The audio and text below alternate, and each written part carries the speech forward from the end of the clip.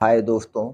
दोस्तों, जिसके अंदर ये मौन की शक्ति है वो पूरी दुनिया को जीत सकता है। वो अपनी एक अलग पहचान बना सकता है। तो आज की वीडियो में दोस्तों हम मौन की शक्ति कैसे प्राप्त करें, हम अपने अंदर मौन की शक्ति को कैसे जागृत करें, इसे जानेंगे एक छोटे से बुद्ध की कहानी के माध्यम से। दोस्तों, आश्रम के सभी बच्चे जब दूसरे कामों में लगे होते थे तो एक बच्चा एक कोने में बैठा चुपचाप अपने आप में खोया रहता था। वह अक्सर किसी से ज्यादा बात नहीं करता था।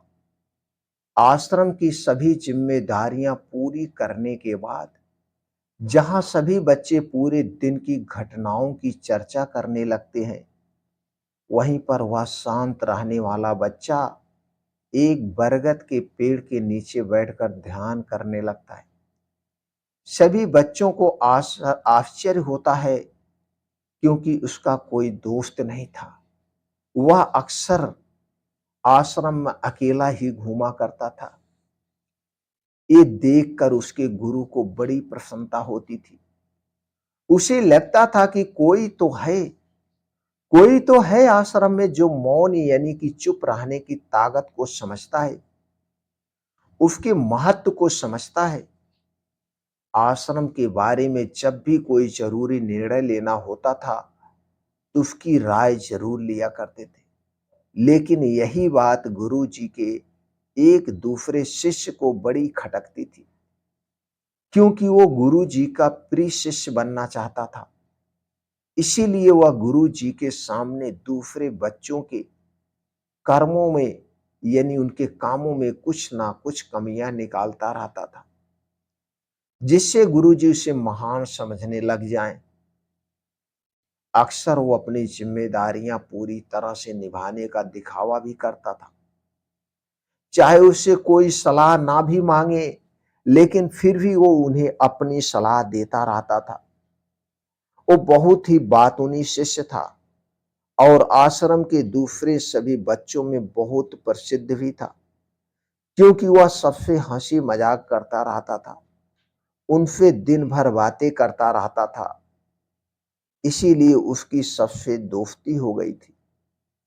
लेकिन जब आश्रम के गुरु उसकी राय ना लेकर दूसरे बच्चे की राय लेते थे तो ये बात उसे बड़ी खटकती थी।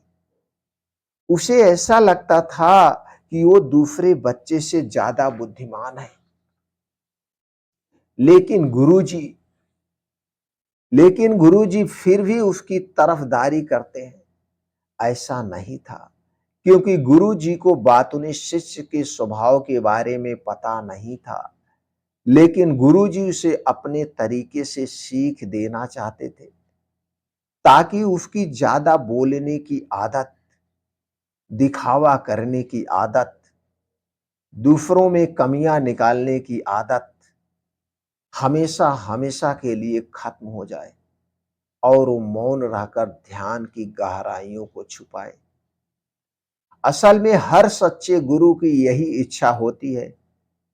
वो किसी तरीके से उस बातूनी शिष्य को एहसास कराना चाहते थे कि चुप रहने से ही उसे असीम सत्य को जाना जा सकता है। चुप रहने से ही हम इतिहास रच सकते हैं। चुप रहने से ही हम अपने मन को शांत रख सकते हैं। उस विराट का एहसास चुप होकर ही किया जा सकता है। एक दिन गुरुजी को एक तरीका सूझा। उन्होंने आश्रम के सभी बच्चों को अपने पास बुलाया और कहा कि मैं तुम सभी को दो दो हिस्से में बांटकर अलग अलग गांवों में भिक्षा मांगने के लिए भेज रहा हूं, और जो भी दो बच्चे सबसे ज्यादा भिक्षा मांग कर लाएंगे, उन दोनों को आश्रम की सभी जिम्मेदारियां निभाने का मौका दिया जाएगा। अपनी बात जारी रखते हुए गुरुजी ने बताया कि भिक्षा मांगने से हमारा अहंकार खत्म होता है। इसीलिए हर शिष्य पूरे मन से भिक्षा मांगे। कोई भी इस काम को औपचारिकता में ना ले, वरना तो वो अपने जीवन का बहुत बड़ा ज्ञान खो देंगे। आश्रम के गुरुजी ने जानबूझकर बातूनी शिष्य और चुप रहने वाले शिष्य की जोड़ी बना दी। बातूनी शिष्य के मन में सिर्फ एक ही बात चल रही थी, इस बार उसे मौका मिला है और इस बार वो गुरु जी को दिखा देगा कि वो चुप रहने वाला शिष्य से कितना ज्यादा प्रतिभावान है। दोनों शिष्यों ने आपस में अपनी सहमत से निर्णय लिया कि दोनों गांव के अलग अलग जगह से भिक्षा मांगना शुरू करेंगे ताकि भिक्षा मांगने का काम जल्दी खत्म किया जा सके। चुप रहने वाला शिष्य हर द्वार पर जाकर अपने हाथ जोड़कर अपना भिक्षा का पात्र उनके सामने कर देता था। उसके चेहरे पर एक सादगी और उसकी आंखों में एक एकांत होता था, जिससे भिक्षा देने वाले उसे भिक्षा देकर अपने आप को अनुग्रहित समझते थे। वहीं पर दूसरा बातूनी शिष्य हर द्वार पर जाकर उनको कुछ ना कुछ ज्ञान देने लगता था, जिससे ज्यादातर लोग उसे भिक्षा दिए बगैर ही लौटा देते थे। पूरे गांव में भिक्षा मांगकर जब दोनों गांव के बीच में मिले तो बातूनी शिष्य ने देखा कि चुप रहने वाले शिष्य के पास उससे दुगनी भिक्षा थी। यह देखकर उसे मन ही मन बहुत ठेस पहुंचा। लेकिन जब वो दोनों भिक्षा का सामान लेकर आश्रम की तरफ जा रहे थे, तब बातूनी शिष्य को एक चालाकी सूझी। उसने चुप रहने वाले शिष्य से कहा कि हमें अपनी भिक्षा एक ही थैले में डाल लेनी चाहिए। गुरुजी ने हम दोनों को एक साथ भिक्षा लाने के लिए कहा था। चुप रहने वाले शिष्य ने बिना कुछ बोले अपनी सारी भिक्षा उसके थैले में डाल दी। बातूनी शिष्य मन ही मन बहुत खुश हो रहा था कि अब गुरु जी को ये पता नहीं चलेगा कि ज्यादा भिक्षा हम में से किसने मांगी है। उसे लग रहा था कि गुरु जी मुझे इससे कम प्रतिभावान समझेंगे, इसीलिए उसने ये तरकीब लगाई। सभी शिष्यों के आने के बाद संध्या के समय जब सभी की भिक्षा तो ली गई, तो इन दोनों शिष्यों की भिक्षा सबसे ज्यादा निकली। गुरुजी ने इन दोनों का अभिवादन करते हुए आश्रम के सभी बच्चों के सामने उनकी पीठ को थपथपाते हुए उन्हें मुबारकबाद दी और कहा कि मैं आश्रम का कार्यभार तुम दोनों को नहीं सौंप सकता। इससे आपसी मतभेद होने का खतरा रहता है। इसीलिए तुम दोनों में से जो ज्यादा भिक्षा लेकर आया है, आश्रम की जिम्मेदारी उसे ही सौंपी जाएगी। जब उन्होंने उनसे पूछा कि तुम में से ज्यादा भिक्षा कौन मांग कर लाया था, तो बातूनी शिष्य ने कहा कि गुरुजी, मैं इससे दुगनी भिक्षा मांग कर लाया था, लेकिन मुझसे गलती हो गई कि मैंने वो भिक्षा एक ही थैले में डाल ली। मुझे नहीं पता था कि आप ऐसा निर्णय लेने वाले हैं, वरना तो मैं अपनी भिक्षा का थैला अलग ही रखता। इस पर गुरुजी ने चुप रहने वाले शिष्य से पूछा कि क्या तुम इसके बाद से सहमत हो? जो ये कह रहा इससे आप सहमत हो? क्या तुम इससे कम भिक्षा लेकर आए थे? यह सुनकर चुप रहने वाले शिष्य ने कहा कि गुरुजी, मेरे पास ऐसा कोई साधन नहीं है, ऐसा कोई सबूत नहीं है जिससे मैं ये साबित कर पाऊं कि मैं इससे ज्यादा भिक्षा लेकर आया था। असल में ये उल्टा बोल रहा है। दुगनी भिक्षा मैं लेकर आया था, ये मुझसे आधी भिक्षा लेकर आया था, मुझसे आधी भिक्षा लेकर आया था और इसी ने ही मुझसे भिक्षा एक थैले में डालने की बात कही थी। आश्रम से कुछ दूरी पर एक पहाड़ी थी, जिसके पीछे सूरज अभी भी संध्या के समय ढल रहा था। गुरु जी को तो पता था कि सच कौन बोल रहा है और कौन झूठ बोल रहा है, इतना गुरुजी को पता था। लेकिन बाकी बच्चों के सामने सच साबित करने के लिए उन्होंने उन दोनों से एक सवाल पूछा कि पीछे पहाड़ी पर तुम्हें क्या दिखाई दे रहा है।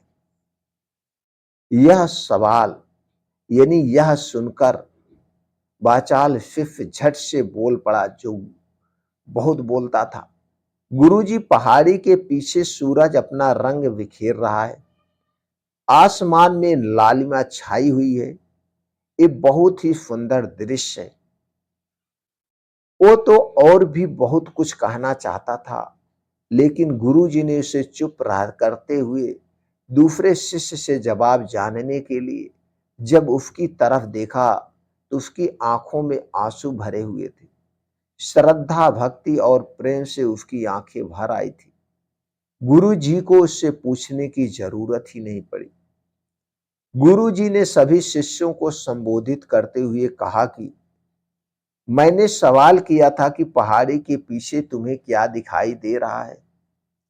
ज्यादातर लोगों को यही दिखाई देगा कि एक बहुत सुंदर दृश्य है, लेकिन मजे की बात यह है कि सुंदरता बोलकर नहीं बताई जा सकती है, उसे महसूस किया जा सकता है और सामने वाला उस सुंदरता को आपकी आंखों में देख पाता है। चुप रहने वाले शिष्य की तरफ इशारा करते हुए गुरुजी ने कहा कि असल में सुंदरता इसी बच्चे ने देखी है। दूसरे बच्चे ने सिर्फ सुंदरता की उपव्याख्या की है, लेकिन इसने वास्तविकता में उस सुंदरता को महसूस किया है। अपने आप को ऊंचा दिखाने की सभी कोशिशें नाकाम होती देख बचाल शिष्य वहीं पर फूट फूट कर रोने लगा। उसको चुप कराते हुए गुरुजी ने कहा कि बेटा, मुझे पहले से पता था कि तुम झूठ बोल रहे हो, लेकिन मैं तुम्हें उस झूठ का एहसास कराना चाहता था। सभी बच्चों को संबोधित करते हुए गुरुजी ने बताया कि शब्द जाल की तरह होते हैं। हमारे ज्यादा बोलने की वजह से बहुत सारी समस्याएं पैदा होती है। जब कोई आदमी एक बात को बढ़ा चढ़ाकर बोल देता है तो उसे सिद्ध करने के लिए वह शब्दों के जाल में फंसता जाता है और इसी वजह से अंतर्मुखी होने की बजाय वह बहुमुखी होता चला जाता है।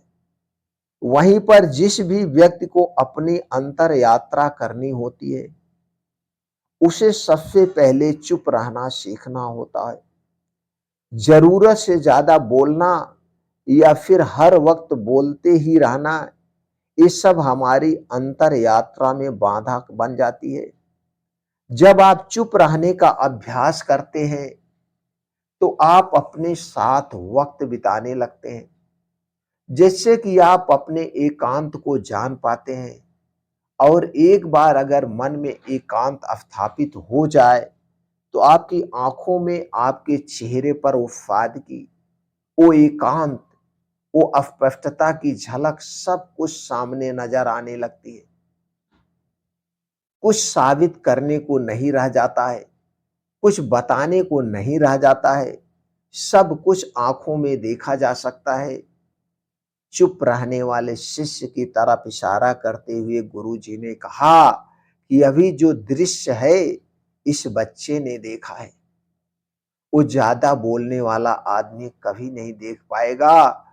वो अपनी बुद्धि से तर्क वितर्क करता रहेगा कि उसे क्या क्या दिखाई दे रहा है, लेकिन उसमें से वो महसूस कुछ भी नहीं कर पाएगा। उसे दिखाई दे जाएगा पहाड़, सूरज, फिर उसकी लालिमा, लेकिन उस सुंदरता को, उस विराट को, उस अद्भुत को वो कभी नहीं देख पाएगा। अगर चुप रहने की कला सीखनी है तो तुम्हें सबसे पहले एक बात ध्यान रखनी होगी कि तुम्हें किसी को भी प्रभावित करने की कोशिश नहीं करनी चाहिए। किसी को इम्प्रेसिव करने की कोशिश नहीं करनी चाहिए। ज्यादातर लोग इसी वजह से ज्यादा बोलते हैं, क्योंकि वो दूसरों को प्रभावित करना चाहते हैं। अपने आप को साबित करना चाहते हैं और उस साबित करने के चक्कर में वो शब्दों के जाल में फंसते चले जाते हैं और धीरे-धीरे वही उनकी आदत बन जाती है। अगर कोई व्यक्ति दूसरों को प्रभावित करना चाहता है, तो कितने लोगों को प्रभावित कर पाएगा, उसकी ये भूख बढ़ती जाएगी और वही संसार में सभी को कभी भी प्रभावित नहीं कर पाएगा, कभी नहीं कर पाएगा। इसलिए यह समझने की बात होती है कि बहुमुखी होने की बजाय हम अंतर्मुखी होकर अपने आप को समझ सकते हैं। अपनी बातों को खत्म करते हुए गुरुजी ने अपना आखिरी संदेश दिया। उन्होंने बताया कि अगर कोई व्यक्ति ज्यादा समय तक चुप नहीं रह सकता, तो फिर थोड़े समय से अभ्यास करना चाहिए। निश्चित संकल्प लेकर किसी व्रत की भांति दिन में कुछ समय या फिर हफ्ते में कुछ समय या फिर एक दिन चुप रहने का अभ्यास जरूर किया जाना चाहिए। इससे हमारी चुप रहने की आदत धीरे धीरे खुद ब खुद पनपने लगती है, क्योंकि एक बार जब हम चुप रहने लगते हैं तो हमें चुप रहने का आनंद पता चल जाता है। उसके बाद हमें प्रयास नहीं करना पड़ता है, बल्कि हमारा मन आनंद की तरफ अपने आप बढ़ता चला जाता है। चुप रहने की कला सीखने के बाद आपकी बुद्धिमानी और आपकी अस्पष्टता दोनों में बहुत ज्यादा फायदा होगा। वास्तविकता में जिसे दर्शन करते हैं, वो मौन रहकर ही किया जा सकता है। इसके बाद सभी बच्चों से कुछ समय चुप रहने का संकल्प लेकर गुरुजी ने अपनी बात खत्म कर दी और सभी बच्चे रात्रि का भोजन करने के लिए एक साथ भोजन कक्ष में पहुंच गए। तो दोस्तों, कैसी लगी ये कहानी, आपको कमेंट सेक्शन में जरूर बताना। तो मिलते हैं दोस्तों फिर अगली कहानी में ऐसी ही और ज्ञानवर्धक बातों के साथ।